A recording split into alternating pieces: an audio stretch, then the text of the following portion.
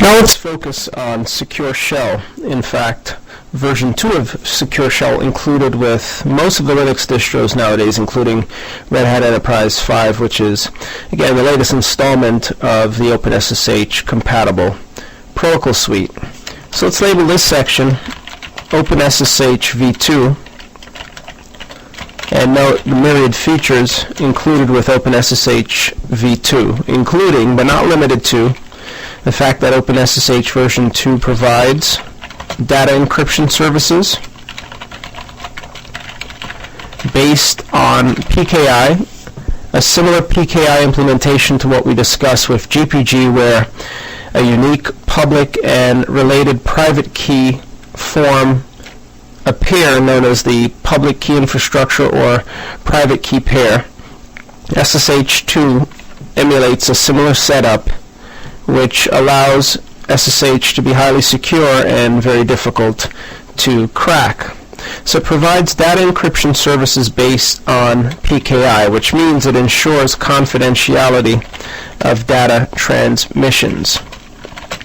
It's primarily concerned with the protection of the transport layer, so primarily used to protect the transport layer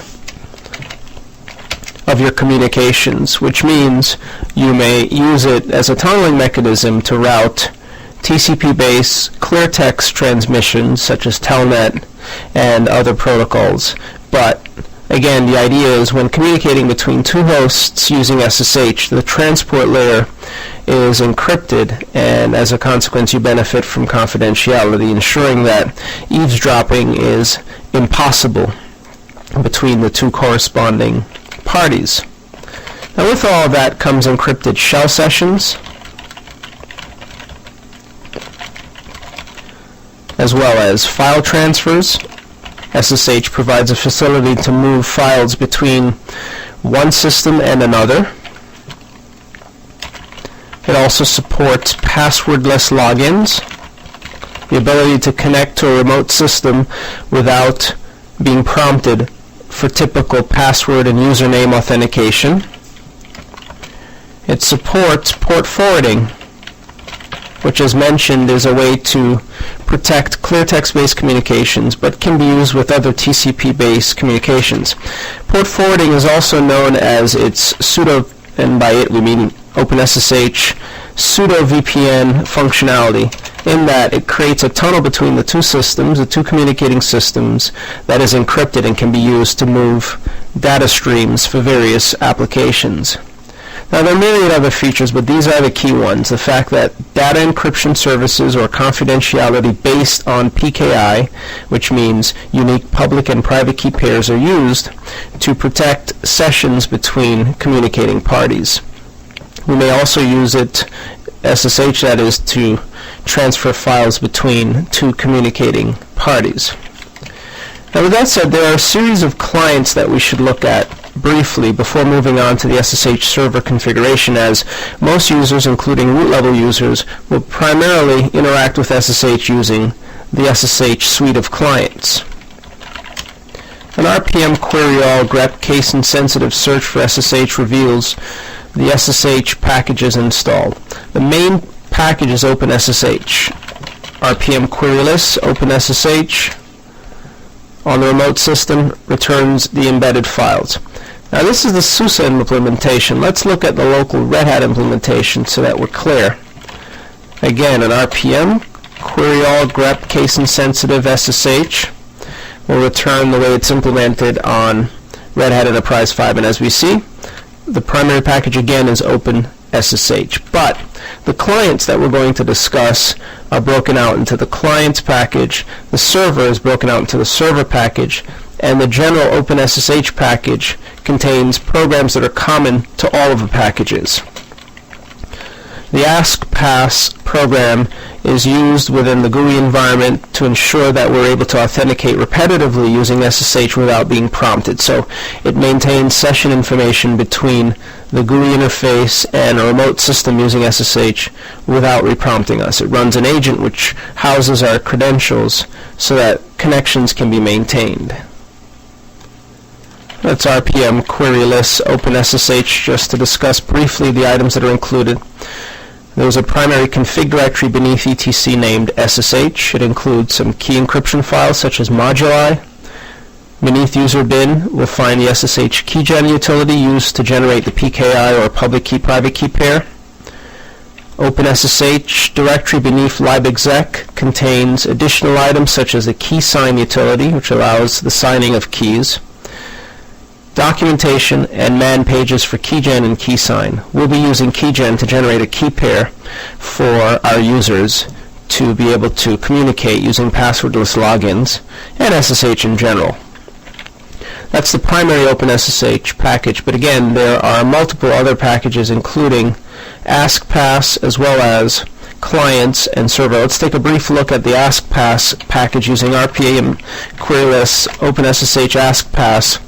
And this includes GNOME as well as shell-based scripts that maintain session information regarding connectivity credentials between corresponding parties. So in other words, when you set up a session in GNOME, for example, primarily for GNOME, between your GNOME session and a remote system based on SSH, the AskPass package maintains that information so you're not constantly prompted for credential information throughout your session.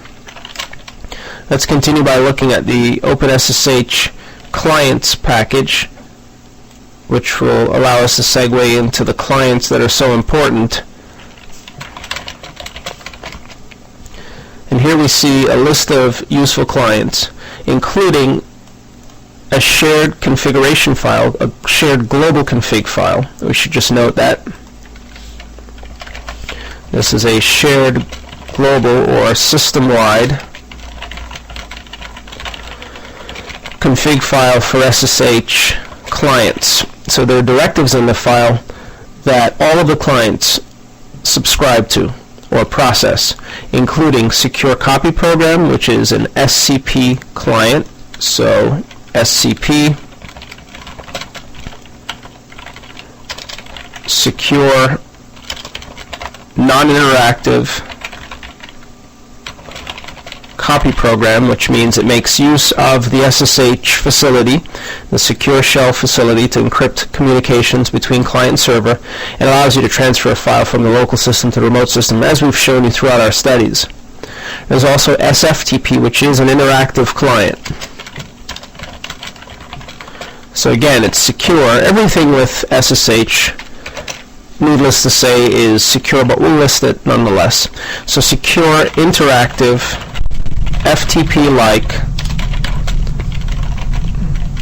copy program, which allows you to upload and download files from a remote SSH server. S-Login, which provides login.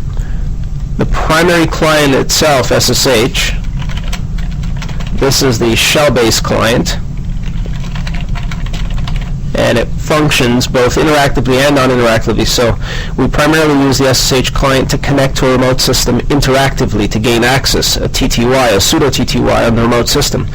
But SSH can be used to execute programs on a remote system without ever being assigned a pseudo TTY or a teletype terminal, a pseudo teletype terminal, or PTY.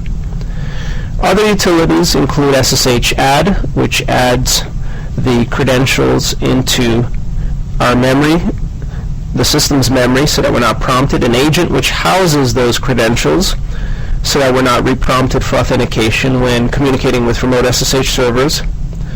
SSH copy ID, copy ID, that is, an important utility, an important script, that is, which allows us to propagate our public key private key pairs to remote systems. So permits easy propagation of SSH pub priv key pair. So from our local system, after we've generated a key pair, this script makes it easy to copy the public key information to the remote system that we intend to communicate with. Keyscan is a utility which allows us to scan hosts for public keys, and it allows us to do so on our local as well as on remote subnets, and it automatically includes discovered public keys into our local known_hosts file, which SSH trusts or uses as its trust database when connecting to remote systems. And there are, of course, myriad documentation files, or one manual file per useful utility. But again, the key utilities include SCP, SFTP, SSH itself, SSH proper that is, as well as SSH copy ID. Another utility which doesn't show up in this package list is SSH keygen, which is used to generate the key pair. So that's SSH keygen, and it's used to generate SSH pub priv key pair, especially for use with passwordless logins. So with all that said, let's dig into the usage of each of these utilities. Again, we've used some of these utilities throughout our studies, but let's just go through them formally. So, SCP, how do we use it? We'll just expand each section. SCP followed by host 1 followed by host 2 is the general usage. Now, nestled into all of this is the specification of the source file or destination file or destination file. If we intend to copy a file from our local system, such as sample.txt, to the remote system, the usage will be as follows. SCP sample.txt, which is the source since it's located relative to our local system, to the remote system, let's say Linux CBT Media 1. By default, SCP and the other SSH utilities will attempt to authenticate to the remote system as the user who you're currently logged in as. So if this is not the desired behavior, then you'll want to prefix the remote system name with the desired username, such as Linux CBT at Linux CBT Media 1. It never hurts to explicitly indicate the username with which you'd like to authenticate to the remote system, even if you are logged in as that user. Otherwise, again, the SSH suite of utilities will simply use the name of the user you're currently logged in as. Now let's try this from the shell where sample.txt exists. And this will attempt to copy the file to the remote system. Now we made one mistake. We left off the colon at the end of the copy process. This colon tells SCP, but we're finish indicating the target. Let's try that again. Otherwise, what ends up happening is a copy takes place. When you do this, you're prompted for a password, and at this point, of course, we have to indicate the right password. If we specify an incorrect password, then obviously the communications will fail. But if all goes well, we see a quick non-interactive copy followed by percentage information, kilobytes per second transfer rate, the elapsed time, the number of bytes, etc. This file is copied within an unmeasurable or immeasurable amount of time, which is why there isn't any useful information for the transfer rate and the elapsed time.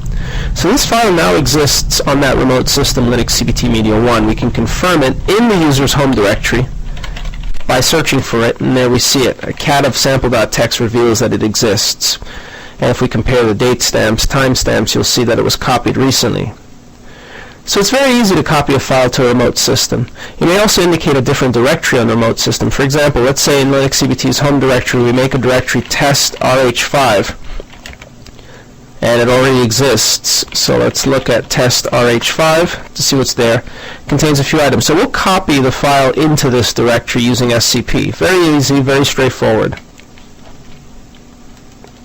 And it exists on the local system, not the remote system. Let's try that again. It doesn't exist on the remote system. So we'll rerun that SCP command, and after the colon will indicate the directory test RH5, which is relative to the home directory. When you use SCP, it copies by default to the user's home directory unless you specify an absolute path such as / test RH5. Otherwise, anything indicated after the colon is relative to the home directory. So let's indicate the password once more. And tells us test RH5 is a directory. And let's try it again. And now it copies it. With the / it attempted to copy sample.txt as the file name testrh5. Without it, it doesn't throw an error. And there we see it as testrh5. Now, again, this may seem a little tricky, but what's happened in this case is instead of placing the item into testrh5, it's copied the file as testrh5. So if we cap the contents of testrh5, you'll see that it contains 1 through 10. Let's remove rf testrh5, and now let's make a directory testrh5 and try it this time with the / to see how the behavior differs. We'll authenticate, and now the file has been copied as sample.txt into the testrh5 directory. That's LSL, and now we see it's in that directory. So again, it's all relative to the home directory unless you include the absolute path symbol, which is the /. So SCP is an non-interactive copy program. It may also be used to copy files from a remote system to a local system. So for example, a variation on this would be to copy Linux CBT at Linux CBT Media 1 testrh5 sample.txt to our local directory as, let's say, sample2.txt. This will copy the file from the remote system to our local system, providing we authenticate correctly. And it will search the subdirectory testrh5 for the file and place it locally as sample2.txt. And there we have it. And if we cap the contents of the file, it should come as no surprise that it contains 1 through 10. So use SCP as a non-interactive copy program which makes use of SCP. Now, one other thing we should note is that every SSH client supports a debug option. If you are experiencing connectivity problems with an SSH client, you should enable the debug option using -D. That turns on debug and allows you to specify the verbosity of debug, which returns information to the screen. Also use -V, either or. So SSH with the same item, -V being the option, not -D, that is. So SCP-V or a number of V's will turn on verbosity depending on the number of V's indicated. And it prompts us for authentication. If we scroll up towards the top of this output, we'll see the communication stream between the client and the server. Here we see the version of OpenSSH, the fact that the client read the global client config file ssh_config. It read options from the section labeled with asterisk, which means it applies to all SSH clients. It connected using IP version 6 address 2002.4687 DB25 on the third network 20A, embedded MAC address port 22. The connection was established. It searched in Home Linux CBT for identity information to attempt a passwordless login, but none or no identities were found. The remote server's version of SSH is 199, running 4.6. It's packaged as 4.6 on the SUSE box. And other useful information regarding which encryption algorithms were tried and agreed to, whether or not a key for the remote system was found in known_hosts, and it was, which is why we were not prompted, etc., etc. At this point, we're prompted for password, and once we've authenticated, we'll see more information regarding the session and the termination of the session, including bytes transferred, amount of time it took, so on and so forth. So using -V, you can enable verbosity. So let's just note that. Use -V with SSH clients to enable verbosity, especially for troubleshooting. Now, before we spend too much time on SCP, let's move on to SFTP. The usage is like FTP, or File Transfer Protocol. SFTP followed by username at hostname without a terminating colon will attempt to connect us to the remote system in interactive mode. Again, all transmissions are secure. Let's reset the buffer and then attempt SFTP into the remote system. There we're prompted. We'll indicate the password, and once on, and we'll try that again. Once on, we're prompted with an SFTP prompt, or we're presented with an SFTP prompt. This interface functions like FTP. If you type help, you'll see commands that are very similar to FTP, such as ls to list the contents of the remote system, or cd to change into, let's say, the test RH5 directory, or LSL to list the items in long format, or get or mget to download a file to a local directory, for example, or put to put a file to the remote directory after you've executed !ls to see what's local, for example. So input test 1,000,000.txt, which is a file that exists locally, will allow us to upload the file, which includes transfer information, etc. And this is an interactive client with feature sets like FTP. We can set masks, we can look at our local working directory, so this prints the local working directory.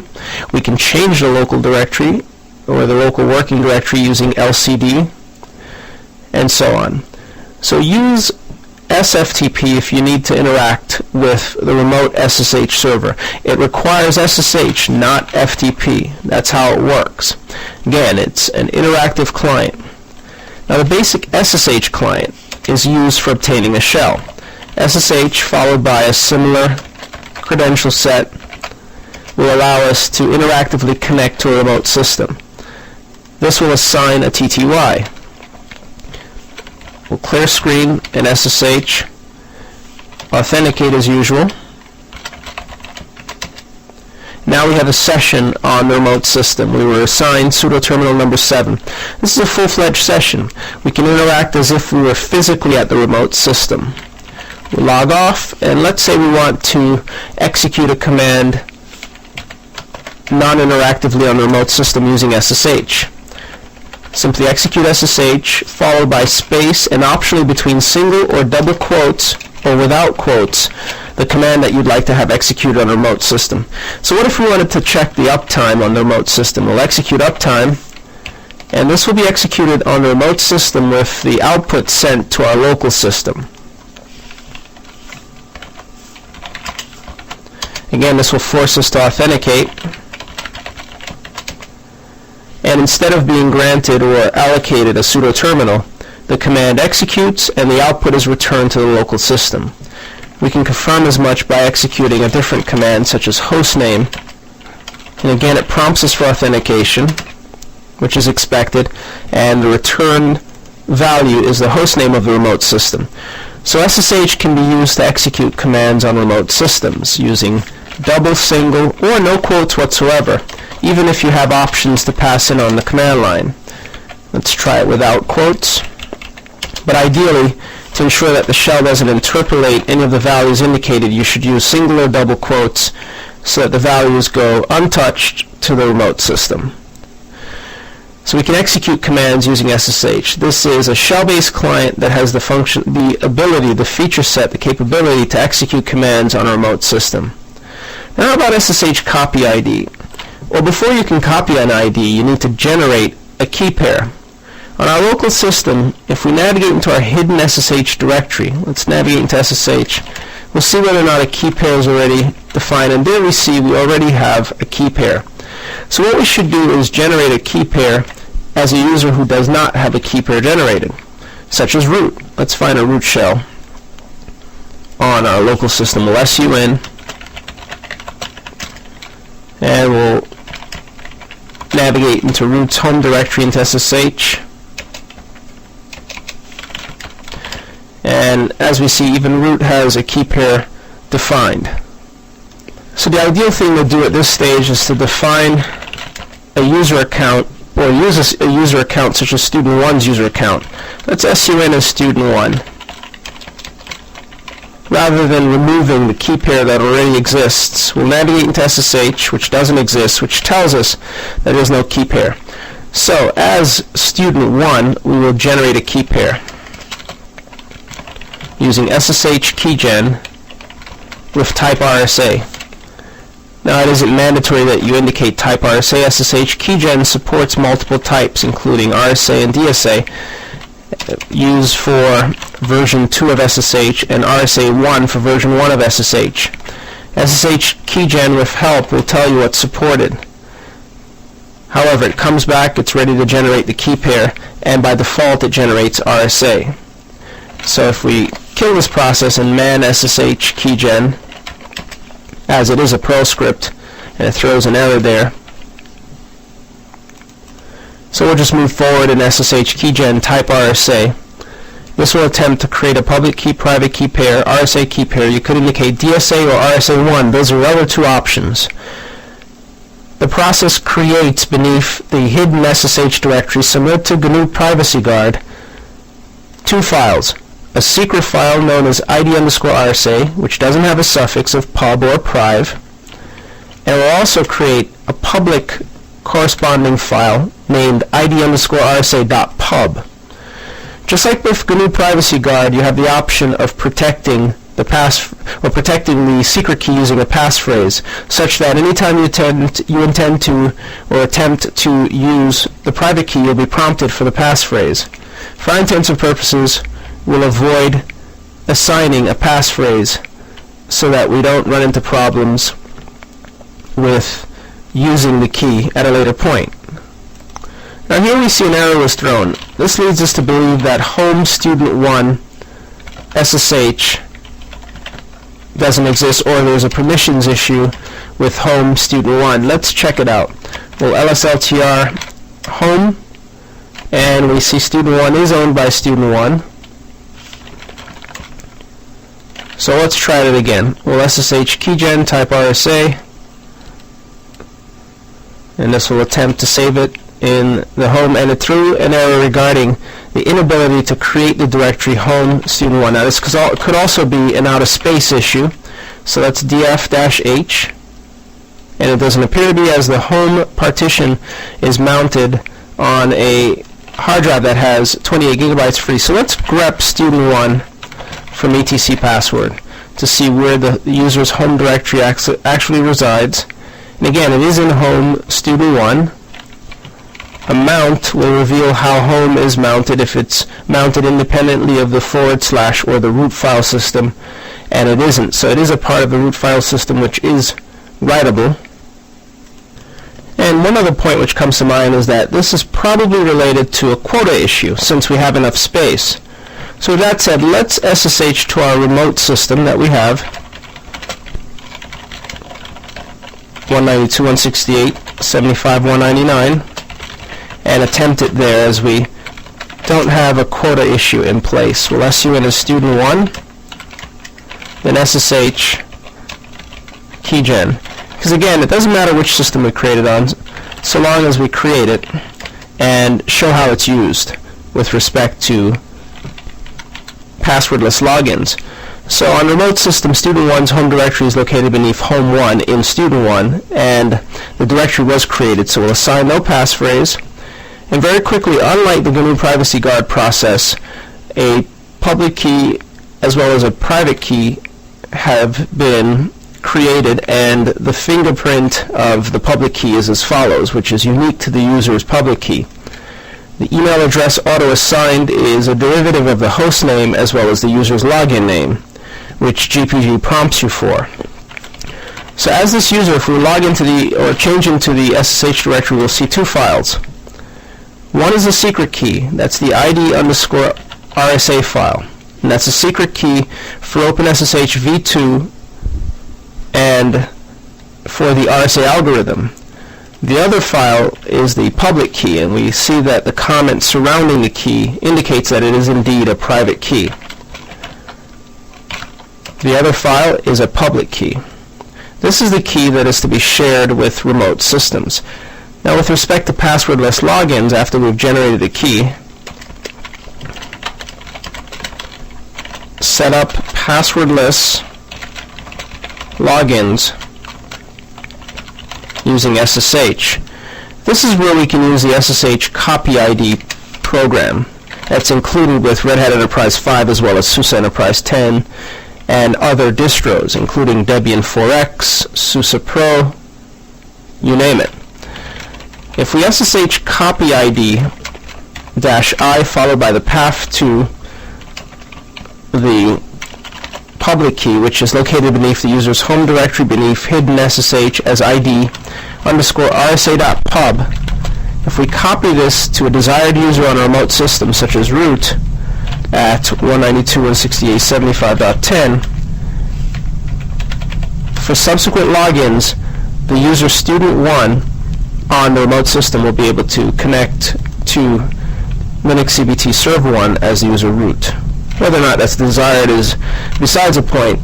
The point remains it's doable. So this prompts us to accept the public key of Linux CBT server 1, which stores the public key of the remote server in the local known_hosts file. We'll indicate yes, and now the remote system's RSA public key has been added to our permanent list of known hosts, which is a file named known hosts. At this point, we'll have to authenticate using password authentication. Providing all has gone well, we can echo the exit status to see. If a 0 is returned, all appears to have run well. We can now try to log into a remote system using what you see here. So as student 1 from the remote system will SSH as root to 192.168.75.10, and this will allow us to log in without being prompted for authentication. We'll exit, turn on verbosity, and you'll see that along the way that passwordless login was used. And if we scroll through the trail, we'll see that the SSH client on the remote system read the global file. It applied options from *. The global file supports options on a per user basis if you so choose. It searched for an identity type and it found an identity. By the way, your secret key is also known as your identity in both GPG as well as SSH. So it found an identity for ID_RSA. This identity file you see here, or the reference to this identity file, is for RSA version 1, which is an older, more crackable version of RSA encryption algorithm. So ID_RSA was found. This is the secret key which is used to decrypt communications encrypted with our public key. So 3 keys, or the key was found, 3 keys were loaded, and later on you'll see that passwordless authentication was used to connect to the remote system. And that's towards the bottom. It tells, or it says below, that it tries various authentication methods. Here are the methods that can continue.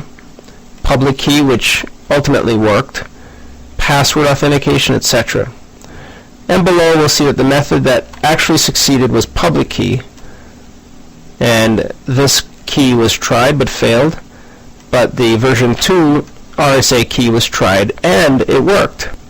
So with that said, we have a passwordless authentication based on the public key for version 2 of RSA, and we've connected to the remote system with no trouble whatsoever. We exit, we see how many bytes were transferred, any errors, so on and so forth. So passwordless authentication is relatively straightforward to implement.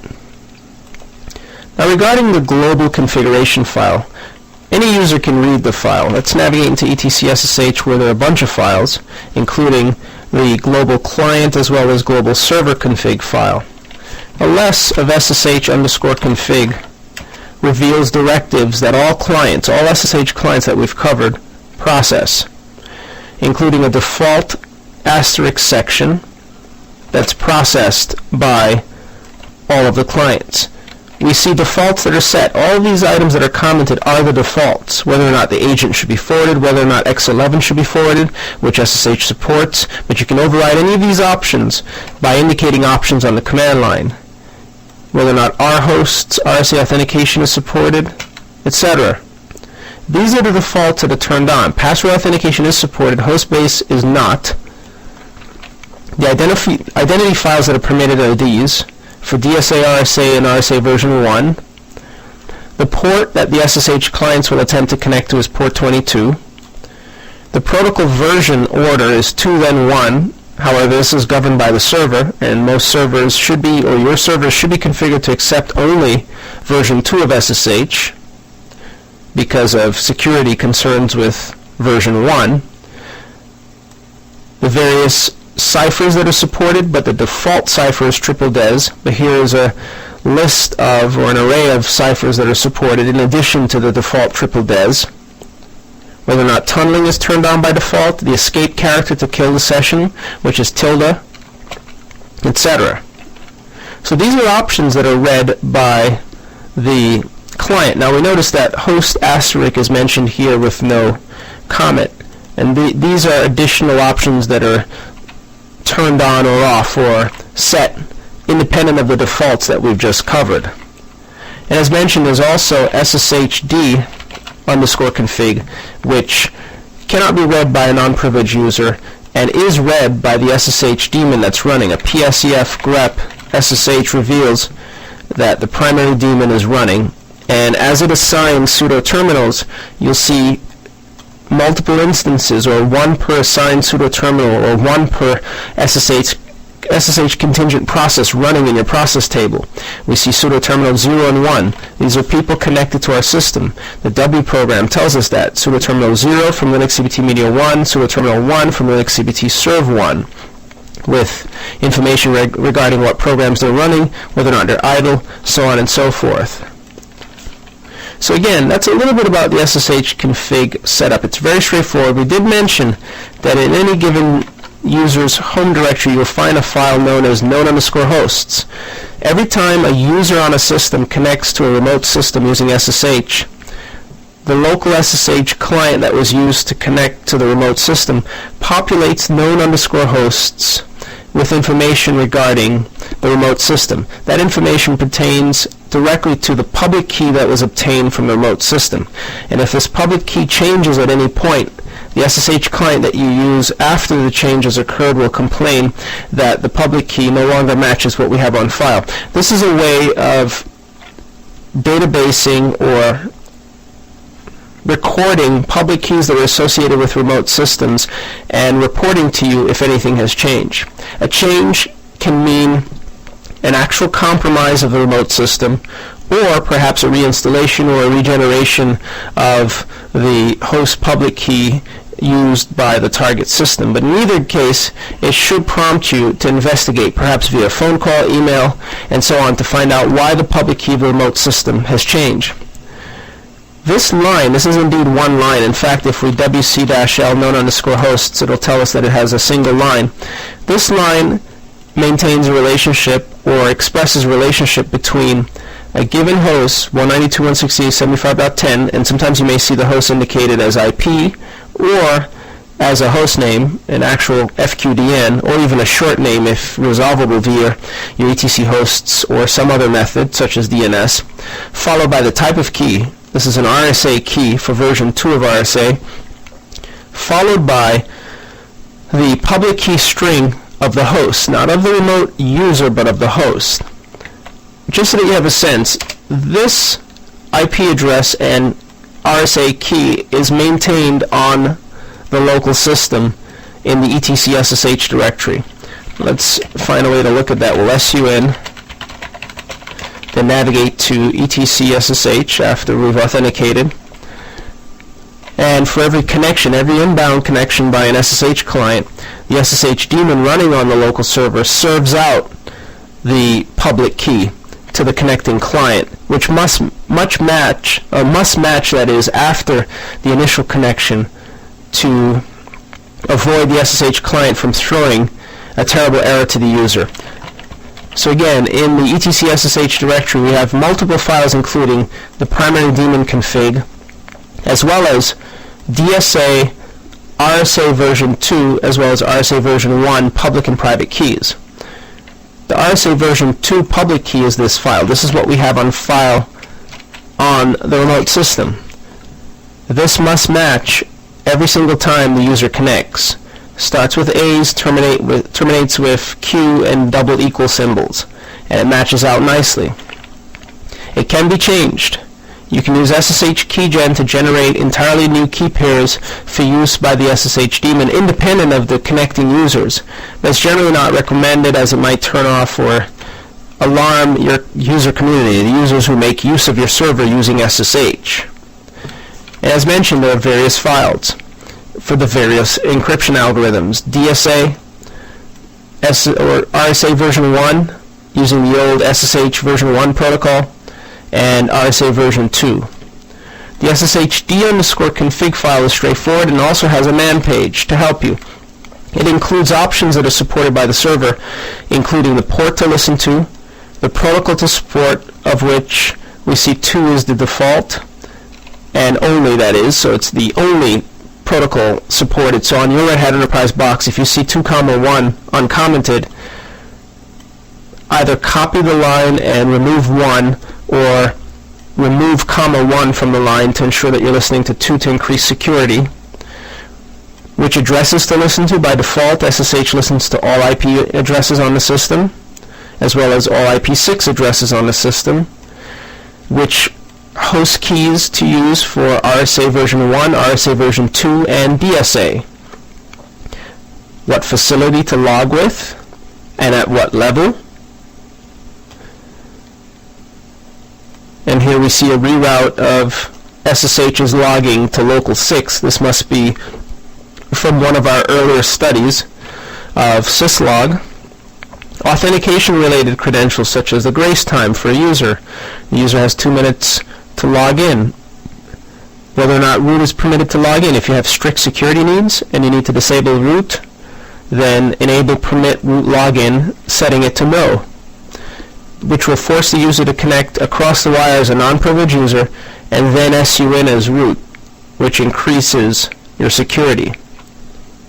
Strict modes, which checks for certain permissions on files within the hidden SSH directory beneath the user's home directory. If the permissions are off or not what SSH expects, it will not permit connectivity into the SSH daemon. Maximum authentication tries, whether or not RSA authentication is set, whether or not password authentication is supported. You may want an environment that supports only passwordless authentication, which is indeed more secure than password-based authentication, since it's premised on a mathematically unique public key private key pair.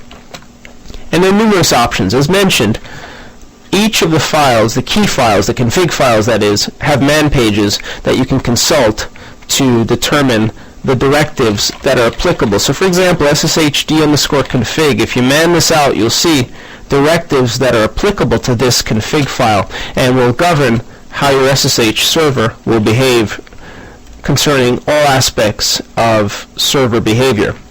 So SSH is installed. It's up and running by default. We've covered some of the key clients. We've briefly looked at the 2 main config files, but again, there are many other features supported by SSH, and for further in-depth information about SSH, take a look at Linux CBT Open SSH v2 edition, where we delve into the meaning of the various files, local versus global configuration, so on and so forth. But the basic facilities include shell-based access using SSH, with the optional ability to execute a command non-interactively, as well as the specific commands used to move files. SCP non-interactive, SFTP interactive. And then there's some helpful scripts like SSH keygen as well as SSH copy ID, which helps us with key management, the ability to generate and move keys around respectively. So that's a little bit about the Open SSH v2 environment that you'll find within Red Hat Enterprise Linux version 5. This environment is what you will also find with other Linux distros. So what you learn here is certainly applicable to those distros as well.